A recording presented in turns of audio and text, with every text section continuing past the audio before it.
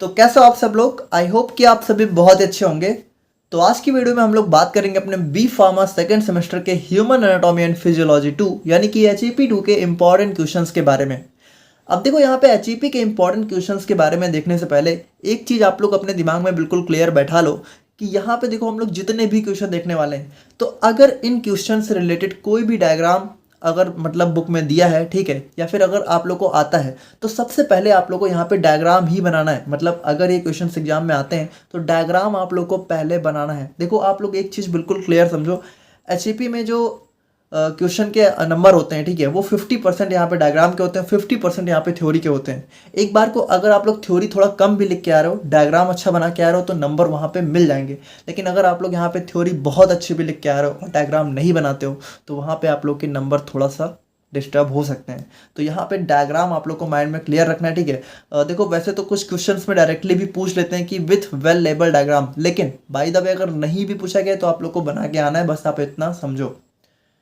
और बाकी यहाँ पे देखो अगर हम लोग बात करें तो यहाँ पे जो हमारी HEP है, ठीक है, तो इसके अंदर सारी ही यूनिट यहाँ पे बहुत ज़्यादा इंपॉर्टेंट हो जाती हैं। यहाँ पे हम लोग ऐसा नहीं कह सकते कि कोई यूनिट कम इंपॉर्टेंट है, कोई ज़्यादा इंपॉर्टेंट है। लेकिन उसमें भी अगर हम लोग पूछे तो ज़्यादातर क्वेश्चन आप लोग को यूनिट वन और यूनिट 2 और यूनिट 5 से देखने को मिलते हैं, ठीक है। बाकी यहाँ पे देखो ऐसा नहीं है, सारे ही यूनिट्स बहुत ज़्यादा इंपॉर्टेंट है, और इनके अंदर भी जो बहुत इंपॉर्टेंट क्वेश्चंस हैं उनके आगे हम लोगों ने वी मेंशन कर दिया है। वी मतलब वेरी इंपॉर्टेंट, ठीक है। तो ये बी वाले क्वेश्चंस तो आप लोग को किसी भी हाल में नहीं छोड़ने हैं। बाकी यहाँ पे देखो जितने भी क्वेश्चन है आप लोग ट्राई करो, इनको जरूर पूरा पढ़ के जाओ। अगर आप लोग इनको पूरा पढ़ के जाते हो तो आप लोग के 80% मार्क्स तो कहीं नहीं गए, और अगर आप लोग की किस्मत अच्छी रही तो इससे ज़्यादा कुछ आएगा भी नहीं, ठीक है। बाकी हम लोग यहाँ पे बात करें सबसे पहले अपने यूनिट 1 के बारे में। तो देखो यूनिट 1 हमारे यहाँ पे बेस है नर्वस सिस्टम के ऊपर। तो सबसे पहला क्वेश्चन जो हमारे यहाँ पे देखने को मिल जाता है वो है हमारा describe in detail about organization of nervous system, discuss in detail about structure and classification of neuron with well labelled diagram. So यहाँ पे देखो आप लोग को सबसे पहले यहाँ पे नर्वस सिस्टम का एक बेसिक इंट्रोडक्शन देना है, ठीक है, उसका क्लासिफिकेशन को एक्सप्लेन करना है, और मेनली यहाँ पे आप लोग को न्यूरॉन के बारे में बहुत अच्छे से डायग्राम के साथ एक्सप्लेन करना है, उसका स्ट्रक्चर, उसका जो भी क्लासिफिकेशन है, और इसको हम लोगों ने बहुत अच्छे से कवर किया हुआ है, ठीक है। तो आप लोग इसको यहाँ पे जरूर देख लेना। और सेकंड मोस्ट इंपॉर्टेंट क्वेश्चन जो हमारा यूनिट 1 से आ जाता है वो है हमारा यहाँ पे draw a neat and well labelled diagram of brain. देखो ये क्वेश्चन तो इतना ज़्यादा इंपॉर्टेंट है कि इसको आप लोग बिल्कुल भी मिस नहीं कर सकते हो।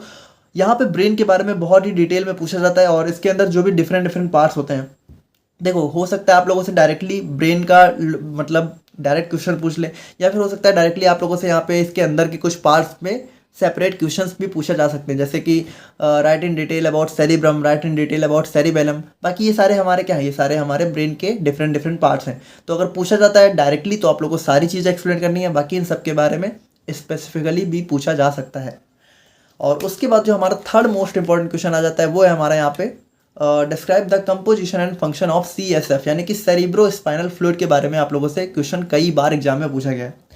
देखो आप लोग एक चीज़ समझो कि इंपॉर्टेंट क्वेश्चन में हम लोग उन क्वेश्चंस को मेंशन करते हैं जो एग्जाम में कभी ना कभी जरूर पूछे गए हैं।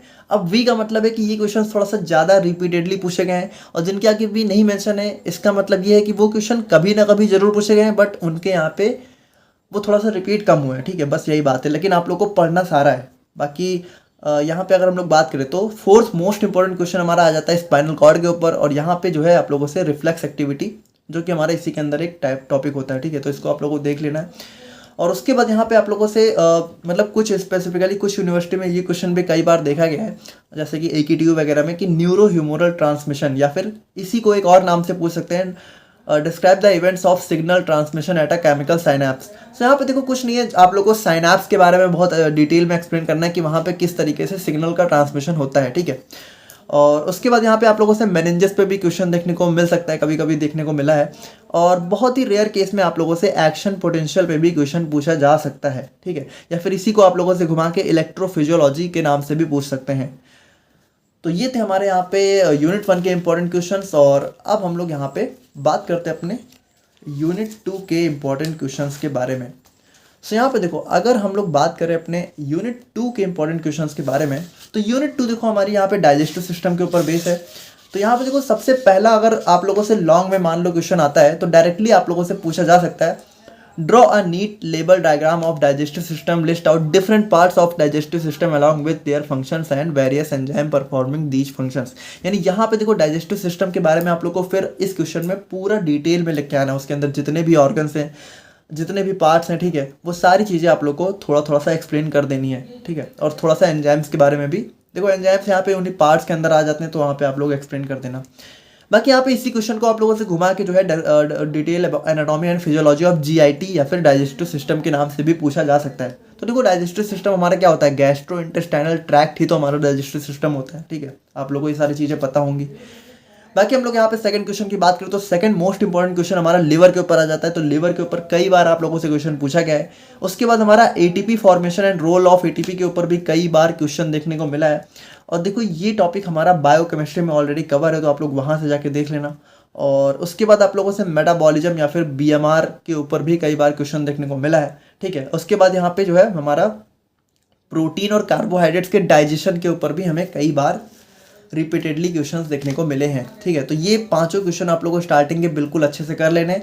बाकी इसके बाद बात करें तो हम लोग यहाँ पे जो है कभी कभी यहाँ पे सलाइवरी ग्लैंड्स के ऊपर भी क्वेश्चन देखने को मिल जाता है।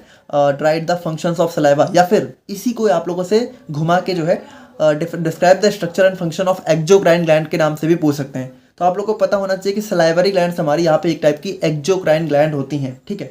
देखो एक हमारी एंडोक्राइन ग्लैंड होती है जो हम लोगों ने यूनिट 4 में पढ़नी है। बाकी यहाँ पे ये हमारी एक्सोक्राइन ग्लैंड होती है। और फिर हमारा 7th क्वेश्चन हमारा आ जाता है मतलब यहाँ पे आप लोगों से स्टमक या फिर स्मॉल इंटेस्टाइन के ऊपर क्वेश्चन पूछा जा सकता है, ठीक है। या फिर इसी में आप लोगों से इस तरीके से पूछ सकते हैं कि define the process of acid formation in stomach. So यहाँ पे देखो ये हो गए हमारे यहाँ पे यूनिट 2 के इंपॉर्टेंट क्वेश्चंस। और अब हम लोग यहाँ पे बात करते हैं अपने यूनिट 3 के इंपॉर्टेंट क्वेश्चंस के बारे में। सो यहाँ पे देखो अगर हम लोग बात करें अपने यूनिट 3 के इंपॉर्टेंट क्वेश्चंस के बारे में, तो यूनिट 3 हमारी रेस्पिरेटरी और यूरिनरी सिस्टम के ऊपर बेस है। तो यहाँ पे देखो सबसे पहला क्वेश्चन आप लोगों से पूछा जा सकता है, discuss in detail about mechanism involved in regulation of respiration, या फिर कह सकते हो मैकेनिज्म ऑफ रेस्पिरेशन पे आप लोगों से क्वेश्चन पूछा जा सकता है, ठीक है। और इसी में आप लोगों को एक्सटर्नल और इंटरनल रेस्पिरेशन के बारे में बताना है। बाकी इसी को घुमा के आप लोगों से describe the process of O2 and CO2 transport in blood के नाम से भी पूछा जा सकता है। तो इस क्वेश्चन को भी आप लोग को बहुत अच्छे से देख लेना है। और उसके बाद अगर हम लोग बात करें तो आप लोग को लंग्स को भी यहाँ पे बहुत अच्छे से देख लेना है, ठीक है। और इसके अंदर हमारे कुछ सब टॉपिक्स आ जाते हैं, जैसे हमारा लंग कैपेसिटी और लंग वॉल्यूम्स। तो देखो इनको आप लोग को बिल्कुल इग्नोर नहीं करना है, इनके ऊपर बहुत रिपीटेडली क्वेश्चन पूछा गया है, तो आप लोग को इसको बहुत अच्छे से पढ़ लेना है। उसके बाद हमारे यहाँ पे describe structure and function of kidneys, ठीक है। तो यहाँ पे देखो किडनी के बारे में आप लोग को थोड़ा सा डायग्राम वगैरह बना के एक्सप्लेन कर देना। उसके बाद जो सबसे इंपॉर्टेंट चीज़ यहाँ पे आ जाती है, role of kidney in acid base balance, तो इसको आप लोग को जरूर देख लेना है। उसके बाद यहाँ पे हमारा एक बहुत ही इंपॉर्टेंट क्वेश्चन हमारा जो है, discuss physiology of urine formation, या फिर जो है यहाँ पे हमारा different types and parts of nephron. तो देखो इसी के अंदर हमारा फिजियोलॉजी ऑफ यूरिन फॉर्मेशन होता है, तो इसको आप लोग को बहुत अच्छे से पढ़ लेना है। उसके बाद कभी कभी आप लोगों से रास पाथवे या फिर रास सिस्टम के ऊपर भी क्वेश्चन देखने को मिला हुआ है, ठीक है। देखो RAAS हो चाहे RAS हो, दोनों सेम ही चीज़ें, ठीक है। यहाँ पे होता है रेनिन एंजियोटेंसिन एल्डोस्टेरोन सिस्टम या फिर रेनिन एंजियोटेंसिन सिस्टम, ठीक है। तो दोनों सेम ही है, इसको भी आप लोग को जरूर देख लेना है, ठीक है। नाउ अगर हम लोग यहाँ पे बात करें अब अपने यूनिट 4 के इंपॉर्टेंट क्वेश्चन के बारे में, तो यूनिट 4 हमारे यहाँ पे बेस है एंडोक्राइन सिस्टम के ऊपर। तो यहाँ पे देखो सबसे पहला क्वेश्चन जो आप लोगों से पूछा जा सकता है वो है हमारा यहाँ पे, discuss in detail about endocrine system, classify hormones and explain the mechanism of action of hormones. अब देखो वैसे तो ये क्वेश्चन देखने को हमारा थोड़ा सा कम ही मिला है, लेकिन कई बार मतलब 1-2 बार देखने को मिला भी है लॉन्ग में, लेकिन ज़्यादा नहीं हुआ है। लेकिन ये क्वेश्चन आप लोग को जरूर पढ़ना है, क्योंकि अगर आप लोग को ये यूनिट समझनी है तो ये पहला क्वेश्चन है या फिर पहला टॉपिक आप लोग को जरूर से पढ़ना है। उसको हम लोगों ने यूनिट 4 पार्ट 1 में अच्छे से एक्सप्लेन किया हुआ है, तो उसको आप लोग जरूर देख लेना। उसके बाद यहाँ पे जो हमारा सेकंड मोस्ट इंपॉर्टेंट, मतलब ये क्वेश्चन आप लोग को यूनिट 4 से बिल्कुल नहीं छोड़ना है। सबसे इंपॉर्टेंट क्वेश्चन हमारा यूनिट 4 से यही बनता है, which gland is known as master gland, write the name of hormone secreted by master gland with diagram. या फिर इसी क्वेश्चन को घुमा के पूछ सकते हैं कि why pituitary gland is known as master gland, discuss its secretion and function. तो देखो यहाँ पे जो हमारी मास्टर ग्लैंड होती है, तो पिट्यूटरी ग्लैंड को हम लोग मास्टर ग्लैंड के नाम से जानते हैं। तो यहाँ पे देखो मास्टर ग्लैंड के नाम से अगर आप लोगों से क्वेश्चन पूछते हैं तो आप लोगों को यहाँ पे पिट्यूटरी ग्लैंड के बारे में बहुत डिटेल में एक्सप्लेन करके आना है। या फिर इसी क्वेश्चन को आप लोगों से डायरेक्टली जो है describe in detail about anterior pituitary या फिर describe in detail about posterior pituitary, इस नाम से भी पूछ सकते हैं। कुल मिला के आप लोग को पिट्यूटरी ग्लैंड के बारे में डिटेल में एक्सप्लेन करना है। और इसके अलावा यहाँ पे जो है आप लोगों से एड्रिनल ग्लैंड के ऊपर भी क्वेश्चन देखने को मिल सकता है, या फिर इसी देखो एड्रिनल ग्लैंड को ही हम लोग यहाँ पे इमरजेंसी ग्लैंड के नाम से भी जानते हैं, तो इसी को यहाँ पे घुमा के इमरजेंसी ग्लैंड के नाम से भी पूछ सकता है। उसके बाद यहाँ पे थायराइड ग्लैंड और थायराइड डिसऑर्डर्स के बारे में भी कभी कभी क्वेश्चन ऐसा देखने को मिला है, ठीक है। और बहुत रेयरली आप लोगों से एंडोक्राइन पैनक्रियाज के ऊपर भी क्वेश्चन देखने को मिल सकता है, या फिर इसी को घुमा के हमारा ब्लड ग्लूकोज रेगुलेशन के नाम से भी पूछ सकते हैं, क्योंकि एंडोक्राइन हमारा सिक्रेट करती है इंसुलिन और ग्लूकागॉन, जो कि हमारा ब्लड ग्लूकोज को रेगुलेट करने का काम करते हैं, ठीक है। और फाइनली अगर हम लोग यहाँ पे बात करें अपने यूनिट 5th के इंपॉर्टेंट क्वेश्चंस के बारे में, तो यूनिट 5th हमारी आ जाती है रिप्रोडक्टिव सिस्टम के ऊपर, और ये हमारी बहुत ही ज़्यादा इंपॉर्टेंट यूनिट होने वाली है, क्योंकि यहाँ से एक दो क्वेश्चन आप लोग को जरूर देखने को मिलते हैं। देखो सबसे पहला और सबसे मोस्ट इंपॉर्टेंट क्वेश्चन तो हमारा यही हो जाता है, describe in detail about anatomy and physiology of male या फिर फीमेल रिप्रोडक्टिव सिस्टम। अब ध्यान से सुनना, या तो आप लोगों से मेल रिप्रोडक्टिव सिस्टम के ऊपर या तो आप लोगों से फीमेल रिप्रोडक्टिव सिस्टम के ऊपर बहुत ही डिटेल लॉन्ग क्वेश्चन पूछा जा सकता है। दोनों में से किसी एक पे ही पूछा जाएगा, लेकिन आप लोग को दोनों ही पढ़ने हैं, क्योंकि कोई भी एक पूछा जा सकता है, ठीक है। बाकी उसके बाद हम लोग बात करें तो स्पर्मेटोजेनेसिस आप लोग को बहुत अच्छे से देख लेना है, ठीक है। यहाँ पे इसके ऊपर भी क्वेश्चन कई बार देखने को मिला है। उसके बाद हमारा जो सबसे इंपॉर्टेंट क्वेश्चन इसके बाद आ जाता है मेंस्ट्रुअल साइकिल, तो इसको आप लोग को जरूर देख लेना है, इसके ऊपर कई बार क्वेश्चन देखने को मिला है। उसके बाद यहाँ पे कभी कभी आप लोगों से जो है प्रेगनेंसी के ऊपर भी क्वेश्चन देखने को मिल सकता है, ठीक है। और यहाँ पे जीन क्रोमोसोम्स और ओवोजेनेसिस, इन पर भी आप लोग एक बार नज़र डाल लेना। ये थे हमारे यहाँ पे HEP के मोस्ट इंपॉर्टेंट क्वेश्चंस। और हाँ, तो और जो है आप लोग को किस सब्जेक्ट का इंपॉर्टेंट क्वेश्चन चाहिए आप लोग मुझे कमेंट करके बताना, और मिलते हैं हम लोग यहाँ पे नेक्स्ट वीडियो में। Thank you so much.